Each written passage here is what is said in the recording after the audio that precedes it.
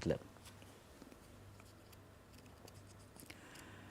उपराष्ट्रपती पदासाठी उद्या निवडणूक होणार आहे। या निवडणुकीतल्या मतदानासंदर्भात भाजप खासदारांना आज संसद कार्यशाळेत प्रशिक्षण देण्यात येणार आहे।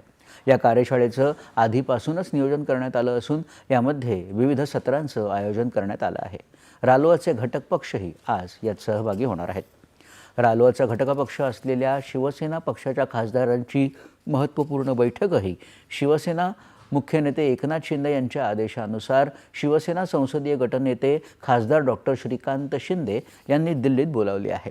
उपराष्ट्रपती पदासाठी रालोआचे उमेदवार डॉक्टर CP राधाकृष्णन यांना जास्तीत जास्त मतांनी निवडून आणता यावं यासाठी तयारी करण्याकरता ही बैठक बोलावली आहे। उपराष्ट्रपती पदाच्या निवडणुकीसाठी विरोधी पक्षांच्या इंडी आघाडीनं सर्वोच्च न्यायालयाचे माजी न्यायाधीश B. सुदर्शन रेड्डी यांना उमेदवारी दिली आहे।